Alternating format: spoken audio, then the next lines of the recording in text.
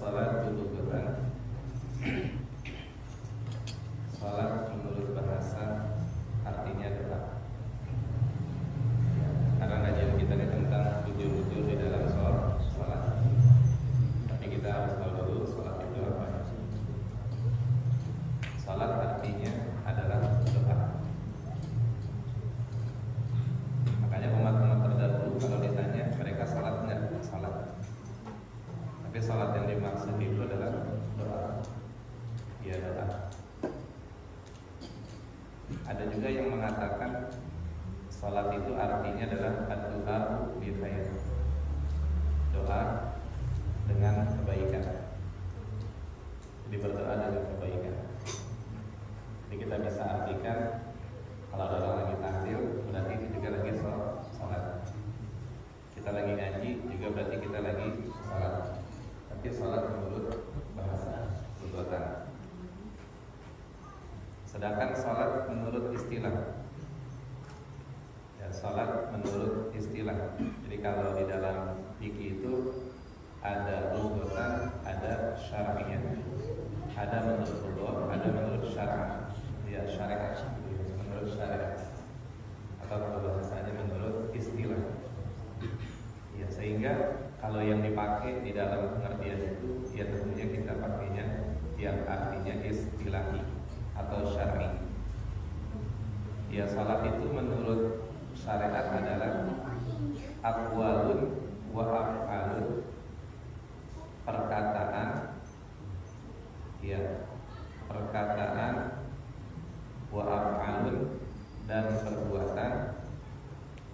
Jadi salat itu perkataan dan perbuatan, muftatahatun bitakbir, yang dibuka dengan takbir, ya, yang dibuka dengan takbir, wa muftatamatun bitaslimi ghaliban, dan ditutup dengan salam. Di pengertian salat itu ucapan dan perbuatan yang dibuka dengan takbir, yang ditutup dengan salam, ghaliban, secara biasanya. Ya, secara biasanya. Yang namanya orang salat kan gitu ya. Sholli fardhu isya'i, Allahu akbar, itu dibuka dengan takbir. Ketika udah assalamualaikum warahmatullah, berarti sudah ditutup salatnya. Itu pengertian salat secara biasanya. Biasanya orang kalau salat ya begitu, dibuka dengan takbir, ditutup dengan salam. Berarti kalau ada salat yang biasanya, berarti ada salat yang di luar daripada kebiasaan. Ya, ada salat yang di luar dari kebiasaan. Kalau tadi kan ada salat, pengertian salat itu perkataan dan perbuatan yang dibuka dengan takbir, ditutup dengan salam. Itu biasanya. Berarti ada salat yang kada biasa. Ya, berarti ada salat yang kada biasa. Ya, mana salat yang kada biasa? Ada 3. Ya, kharaja bihi, kalau dalam bahasa itu kharaja bihi, keluar daripada kebiasaan. Salat yang tidak biasa ada 3. Yang tidak biasa. Kalau biasanya orang salat pokoknya ada perkataan, ada gerakan. Diawali dengan takbir, diakhiri dengan salam secara biasanya. Ada yang tidak secara biasa, ada 3. Yang secara nggak biasa, yang pertama aqwalan la af'alan,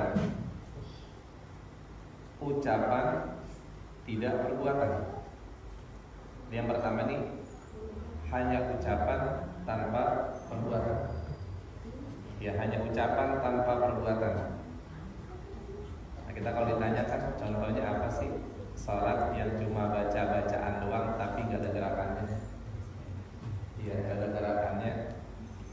Yang pertama contohnya adalah salat jenazah.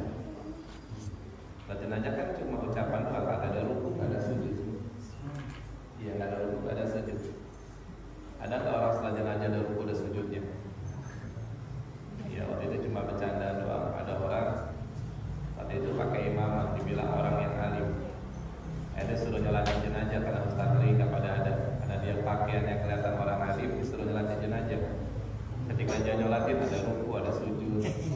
Jamaah bingung, ditanya, emang kenapa Ustaz ini ada ruku sujud? Iya katanya dosa jenazahnya kebanyakan.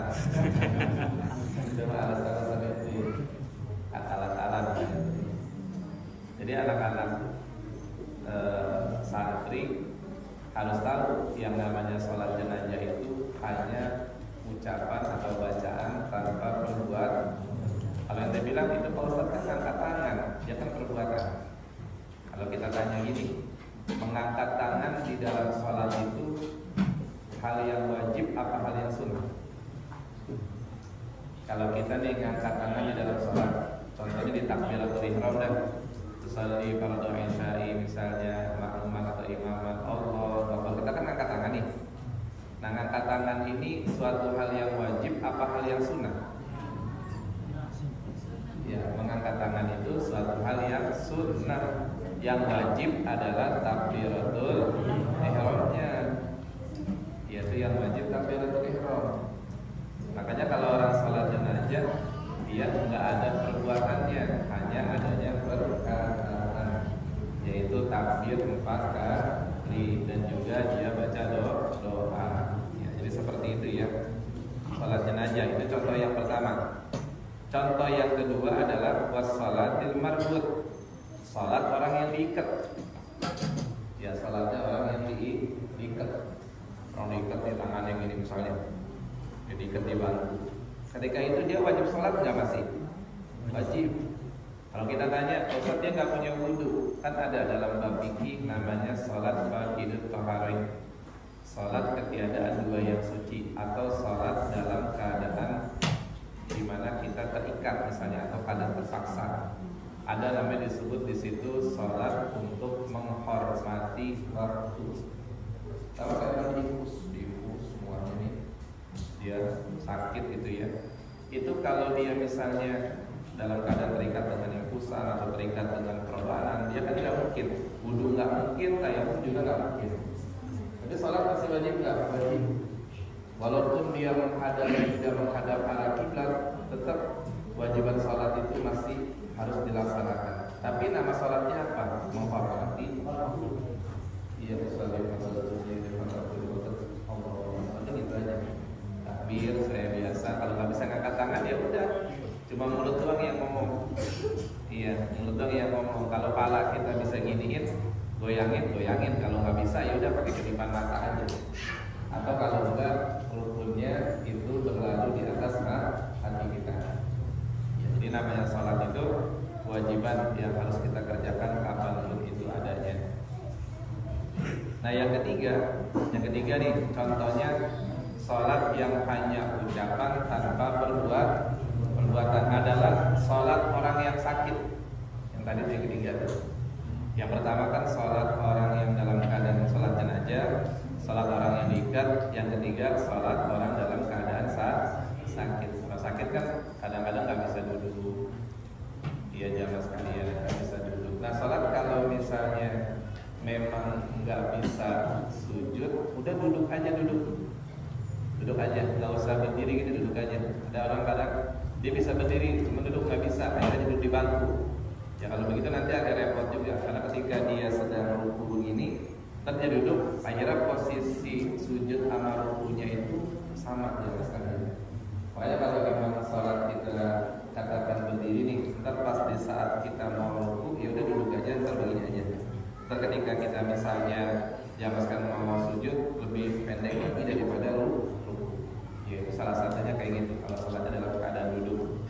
Nah kalau sholat orang dalam keadaan sakit ya, yang berbaring, yang diinfus, yang sedang diperban, itu kan sholatnya nggak ada gerakan, nggak ada ruku, nggak ada sujud, nggak ada duduk, hanya dia sekedar ucapan saja. Nah terus yang kedua nih yang di luar dari kebiasaan, af'alan la aqwalan. Ya, perkataan tanpa perbuatan. Saya mau tanya, sholat orang yang bagaimana hanya perbuatan doang, tapi kagak ada ucapannya? Ya, sholat orang yang bagaimana? Ya, cuma gerak doang itu, ruku aja,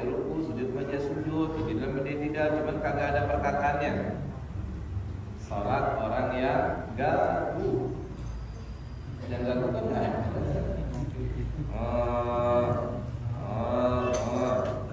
Ini begitu doang. Dia salatnya orang yang gagu. Iya, orang yang gagu tetap wajib salat nggak? Wajib salat. Tapi salatnya dia di luar dari kebiasaan. Kalau dia jangan jadi imam. Jadi imam repot.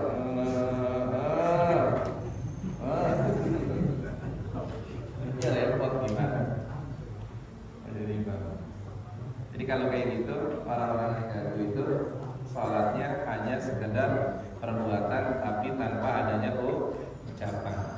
Ya, ada ini kita lagi ngebahas salat yang di luar dari kebiasaan. Kalau yang bertanya, sah nggak Pak Ustaz salatnya orang yang gagu? Sah, sah jangan sekalian. Tapi salatnya mereka memang hanya perbuatan tanpa ucapan.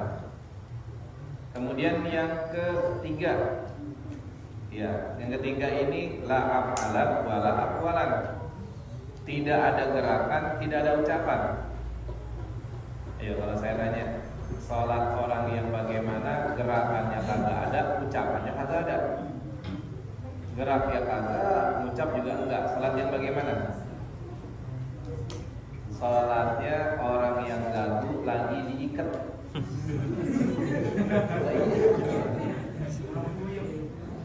Dia salatnya orang yang gagu yang diikat. Gimana sih gerakan juga susah? Salat orang yang gagu yang diikat. Itu salat yang di luar dari kebiasaan ya sekalian. Makanya kalau ditanya apa pengertian salat menurut bahasa, artinya adalah doa atau doa dengan kebaikan. Terus yang kedua, apa artinya salat menurut syariat? Yaitu perbuatan dan perkataan atau perkataan dan perbuatan yang dibuka dengan takbir, yang ditutup dengan salam secara biasanya. Ada nggak yang di luar kebiasaannya? Ada berapa? Ada 3, yaitu ada salat yang dimana ucapan tanpa perbuatan. Ada juga salat yang perbuatan tanpa ucapan. Ada salat yang perbuatan kagak, ucapan juga kagak. Kalau dikasih contohnya, tahu nggak contoh-contohnya? Tahu insya Allah ya. Ini kan salah satunya. Apa contohnya salat yang cuma perbuatan kagak ada perkataan? Contohnya orang yang gagu. Apa contohnya salat orang yang kagak ada perbuatan, kagak ada perkataan? Orang yang gagu saya gagu diikat. Ya, insya Allah ya. Betapa pentingnya salat. Ente gerak bisa, ngomong bisa, malas salatnya. Iya, salatnya masih malas, masih berani ninggalin ibadah salat. Jangan ya. Iya, insya Allah ya. As-salatu imaduddin, wa man aqamaha faqad aqama din, wa man tarakaha faqad hadama din. Salat itu adalah tiangnya agama. Siapa yang mendirikan salat berarti mendirikan agama. Siapa yang meninggalkan salat berarti dia telah merobohkan agama. Ya, masya Allah. Nah sekarang keutamaannya salat. Ya, keutamaannya salat nih. Sebelum nanti di kajian selanjutnya kita akan bahas tentang ujung-ujung salat. Keutamaannya salat. Ya, keutamaannya salat. Salat itu rukun Islam yang keberapa? Kedua. Rukun Islam ada berapa? 5. Yang pertama syahadat. Yang kedua salat. Yang ketiga berapa?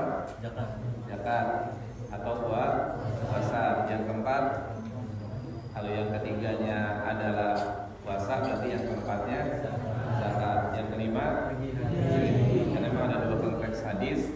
Ada yang pertama ditazakkan dulu baru saum. Ada juga yang jamaah sekalian di situ saum dulu baru puasa. Ya, jadi masalah yang penting yang namanya rukun Islam itu ada 5. Jadi salat ini adalah rukun Islam yang kedua. Ya, wahiyya umududdin. Salat itu tadi dikatakan sebagai tiangnya agama. Nah, keutamaannya salat yang pertama dzikri, untuk mengingat Allah Subhanahu wa taala. Dzikri untuk mengingat Allah.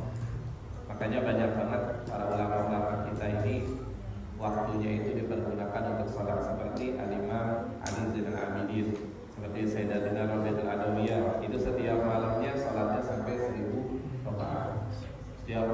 salatnya sampai 1000 rakaat. Ya. Terus apa lagi? Fadilahnya salat. Innal hasanati yudhibna sayyi'at. Salat itu dapat menghilangkan keburukan. Ya, salat itu dapat menghilangkan keburukan. Sebagaimana dikatakan jamaah sekalian, banyaknya inna salata tanha 'anil fahsya'i wal munkar. Salat itu dapat mencegah perbuatan keji dan perbuatan munkar. Makanya kalau ada orang muslim, walaupun dia belum benar tapi dia masih sholat, itu masih diharapkan kebenarannya. Ya, ini ada nih orang muslim nih, dia orangnya memang belum baik-baik banget, tapi sholatnya dia jaga, itu masih dikemungkinkan dia akan melakukan kebaikan. Tapi kalau ada orang muslim, sekalipun dia baik, kalau dia nggak sholat, itu nanti bisa menjatuhkan dirinya kepada keburukan. Makanya Nabi kan dalam akhir hayatnya beliau bilang apa? As-salat, as-salat. Jangan pernah ninggalin sholat. Makanya adik-adik kan, Masya Allah, waktu itu kan pernah orang yang meninggalkan sholat, nanti wajahnya akan dibangkitkan seperti babi hutan yang berwarna hitam. Orang yang ninggalin sholat hanya biar takut kepada Allah, jangan sampai ninggalin ibadah sholat. Ya, dzikri, ya, yudhibna sayyi'at, dapat menghilangkan keburukan. Makanya kalian kalau mau kerja, yang pertama kali yang harus kalian tahu tempat kerjaan itu bisa nggak buat sholat 5 waktunya. Kalau ada di kantor-kantor itu atau di kerja-kerja di restoran itu, salah satunya nggak boleh sholat. Itu ada. Ya sampai dia buat sholat aja susah. Ya kalau udah kayak gitu tinggalin, walaupun ente perlu dengan uang tersebut. Begitu juga jika ente bergaul dengan teman ente, lihat teman ente sholat atau tidak. Karena orang yang bergaul dengan orang yang tidak sholat sama aja dia mendekati api neraka Allah Subhanahu wa Ta'ala. Ada satu riwayat bahwasannya kalau ada orang yang tidak sholat, jangan sekali-sekali menyentuh orang yang meninggal dunia. Jadi jangan memandikan jenazah orang yang tidak pernah sholat. Karena kalau orang yang tidak pernah sholat, kalau dia memandikan jenazah, itu jenazah tersebut akan merasakan seperti badannya terbakar dengan api neraka Allah Subhanahu wa Ta'ala. Yaitu sholat. Orang yang meninggalkan sholat aja, kalau dalam satu kampung itu musibahnya 70 rumah samping kanan, samping kiri, depan belakang. Itu kalau satu kampung satu orang, kalau satu kampung satu RT 2 orang, tinggal itu aja. Iya. Makanya kebanyakan kampung itu tidak nampak keberkahannya, kampung itu jauh daripada rahmatnya Allah Subhanahu wa Ta'ala, terasa kampungnya tidak adem, kampungnya tidak tenang, tidak tentram, kemungkinan masyarakatnya banyak di dalamnya yang tarikus shalah. Tidak ada kebaikan dalam satu rumah tangga jika keluarga tersebut tidak mengerjakan ibadah sholatnya. Sama, nanti kalian kalau nyari jodoh nih anak muda, yang pertama kali lihat jangan rumahnya, jangan laparan rumahnya, jangan yang dilihat misalnya pekerjaannya apa, jangan lihat motornya apa, lihat yang pertama kali sholatnya dia. Sholatnya dia. Kalau dia sholat, alhamdulillah. Itu dikatakan jamaah sekalian talibat tiada. Pilih yang agamanya kuat. Memang syarat ngomong begitu. Ya, dikatakan jamaskan nikahilah wanita itu 5 liha karena hartanya, karena nasabnya. Terus juga jamaskan nikahilah karena kecantikannya. Tapi yang paling utama adalah agamanya. Sama wanita juga begitu, kalau pilih laki-laki lihat agamanya. Salatnya gimana? Jangan lihat motornya. Itu dia motornya bagus. Ya motornya aja dipakai bisa 75 juta tuh motor terus. Iya, mau makan motor. Iya, jangan sholatnya. Lihat sholatnya. Orang kalau masih sholat, insya Allah wajahnya sejuk. Orang kalau masih sholat dipandangnya adem. Tapi orang kalau udah gak sholat, sekalipun ganteng, kelihatan gersang banget. Agak enak banget dilihatnya. Buram. Kalau mukanya dibilang suram, kusam. Iya, mukanya kusam. Makanya sholat. Iya, sholat ya. Jangan pakai apa tuh namanya? Skin care. Iya, skin care doang rajin, sholatnya kagak. Iya. Wudu itu lebih mahal daripada skin care. Iya, Masya Allah. Percantikan cantiklah dirimu dan hatimu dengan sholat, bukan dengan make up. Ya. Ingat tak budaya, jangan ninggalin ibadah sholat. Kalau kita sholat, insya Allah akan menghapuskan perbuatan yang buruk. Nah kemudian, ya fadilatnya sholat itu, futihat lahul jinan, Allah akan bukakan baginya pintu surga. Dikatakan idza qama abdu fis sholati, apabila seorang hamba berdiri di dalam salatnya, futihat lahul jinan, Allah bukakan pintu surga. Masalah orang kalau lagi salat, pintu surga dibuka oleh Allah Subhanahu wa taala. Makanya kalau lagi salat sedangnya enak enggak jamaah sekalian? Enak. Kita kalau lagi salat enak. Di rumah malam-malam kalau kita ngeliat suami kita bangun di tengah malam jam 3, setengah 3 dia sholat malam, ya Allah indah banget itu rumah. Indah banget jamaah sekalian. Makanya rumah yang indah itu rumah yang bagaimana? Rumah yang di dalamnya terdapat sholat malam, rumah yang di dalamnya terdapat tilawatil Quran. Itu rumah-rumah yang indah. Terdapat selawat kepada Nabi Muhammad SAW. Nah kemudian fadilatul sholat apalagi jamaah sekalian, menghadapnya para bidadari. Masya Allah, orang lagi sholat tuh bidadari pada nyelongok sama dia, ya, pada ngeliatin. Pengen gak ditemenin sama bidadari? Pengen sholat, ya makanya sholat. Saya gak habis pikir lagi deh, aku udah gak tahu harus ngomong apa lagi. Kenapa berani-berani banget tinggalin sholatnya? Ya berani banget itu, kadang asiknya main game tapi lupa sholat. Main game-nya aja mas sekarang udah bilang suku teler semuanya. Saya kan sering bilang ke anak muda, ente jam 2 tembak, jam 3 tembak, jam 4 ente yang ditembak. Artinya apa? Ente tidur. Tinggal dikit lagi jadi tidur. Ayo ya dari sekarang yang masih berani ninggalin sholat, kita bertakwalah kepada Allah. Jika antum ketiduran, maka qadha sholat ente. Jika antum di jalan ternyata nggak bisa sholat, maka tetap qadha sholat ente. Jangan berani meninggalkan ibadah sholat. Ya, berat banget hukuman bagi orang yang meninggalkan sholatnya. Makanya Nabi ini di dunia ini yang paling beliau sukai itu, jamaah sekalian kan ada 3 ya. Jadi sukai oleh Rasul 3. Yang pertama adalah wanita. Makanya Nabi benar-benar menjaga kemuliaan wanita. Yang kedua adalah minyak wangi. Minyak wangi itu yang disukai oleh Rasulullah. Yang ketiga adalah di waktu sholat. Nabi kalau di waktu sholat, masya Allah, dikatakan ju'ilat qurratu aini fis sholat. Allah menjadikan kegembiraan pelipur hatiku di dalam sholat. Ada orang itu liburannya gak kemana-mana, sholat aja udah. Dia sholat hatinya tenang, dia baca Quran hatinya tenang. Ini kita nih maulid tadi baca marhaban, hati kita tenang. Kita baca selawat kepada Nabi, hati kita tenang jamaah sekalian. Makanya ini salah satu tamat-tamat surganya Allah Subhanahu wa taala. Orang kalau liburan ke puncak pulang belum tentu tenang. Kenapa? Pergi macet pulang macet. Udah begitu kadang-kadang boleh pulang habis pusing lagi udah kita. Iya, ya bukan berarti nggak boleh, tapi itu sebenarnya bukan hiburan. Bukan hiburan yang sesungguhnya yang paling nikmat adalah di majlis.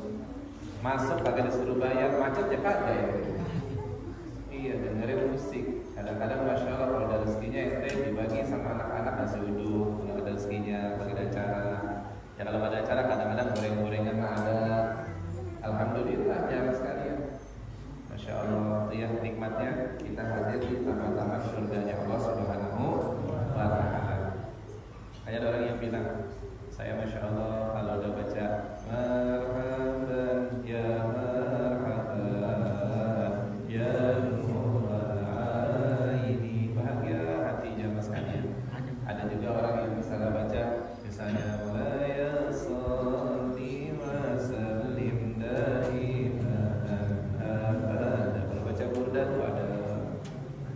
kayak gitu yang dinikmatinnya Pak.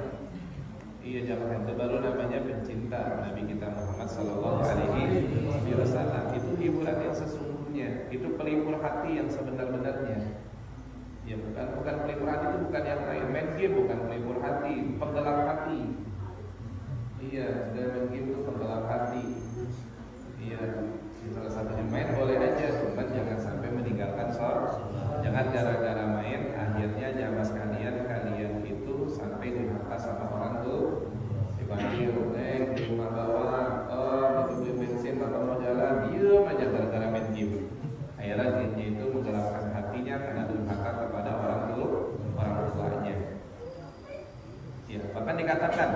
Ini fadilah yang selanjutnya. Innal abda idza qama yusalli utiya bidunubi faudiat ala ra'sihi. Fadilah orang yang salat adalah dosa-dosanya diampuni oleh Allah Subhanahu wa taala. Kalau hadisnya begini, orang kalau dia berdiri salat, Allah meletakkan dosa-dosanya itu di kepalanya. Jadi Allah meletakkan dosanya di kepalanya. Terus di pundak-pundaknya sini. Jadi kalau kita lagi sholat nih, dosa kita ditaruh di kepala, ditaruh di pundak. Fakullama rakaat, ketika kita ruku, au sajada atau kita sujud, tasaqatat anhu, maka dosa-dosa tersebut akan berjatuhan. Di saat kita ruku nih, Allahu Akbar, dosa kita jatuh. Di saat kita sujud, dosa kita jatuh. Makanya ente kalau pengen dosa ente diampuni, perbanyaklah sholatnya. Ya, sholat wajib sudah jelas 5 waktu, sholat sunnah. Ya, ada sholat duha, ada sholat witir, ada sholat hajat, ada sholat tasbih, ada sholat istigharah, ada sholat taubah. Insyaallah itu jangan sekalian perbanyaki sholat kalian. Makanya dikatakan oleh para ulama, sepaling afdolnya ibadah itu ibadah badaniyah adalah sholat. Ibadah badan yang paling afdol adalah sholat. Ya, sholat. Farduha abdul furud, wa nafluha abdul nawafil. Fardunya sepaling afdolnya fardu dan sunnahnya sepaling seafdolnya